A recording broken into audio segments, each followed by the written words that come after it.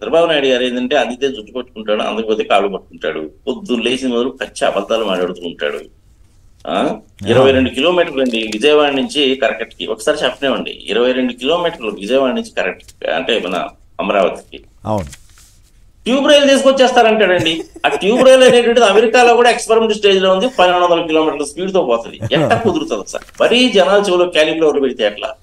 2018లో Olympics పెట్టేస్తాను, గెలిచినట్టు వాళ్ళందరికీ నోబెల్ ప్రైజ్. మీ చెవిలో కూడా పెట్టడానికి ప్రయత్నం చేశారా కాలీఫ్లవర్? మీ చెవిలో కూడా కాలీఫ్లవర్ పెట్టడానికి ప్రయత్నం చేశారా? మీకు కూడా పరిచయం ఉందంటున్నారు కదా. పరిచయం ఎందుకు లేదండి? అసలు హైటెక్ సిటీ చేసినప్పుడు నేను హనుమాన్ చౌదరి గారు మేము అందరం కలిసే కదా చేసింది. మీ చెవిలో పూలు పెట్టలేదా?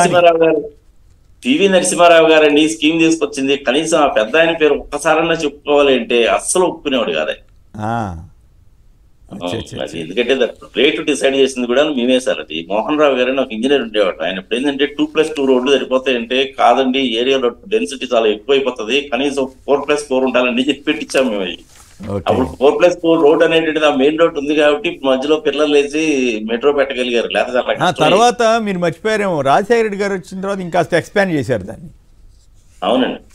హైటెక్ సిటీ అనేటువంటిది ఈయన చేసింది కాదు సార్. అది ప్రధానంగా నలుగురైన వ్యక్తులు. పివి నరసింహారావు గారు స్కీమ్ తీసుకొచ్చాడు, నేదురుమల్లి జనార్దన్ రెడ్డి గారి టైంలో మొక్కయ్య చౌదరి గారు ఇంప్లిమెంట్ చేశారు అంతే. అందులో చంద్రబాబు నాయుడు పాత్ర అనేటువంటిది 3-4% ఉంటుంది అంతే, అంతకంటే ఏం లేదు. సో పొత్తుల మీద అయితే మీ అభిప్రాయం అయితే పొత్తు కుదిరే అవకాశం లేదు, మోడీ గారికి పూర్తిగా ఇష్టం లేదనేది మీ అభిప్రాయం?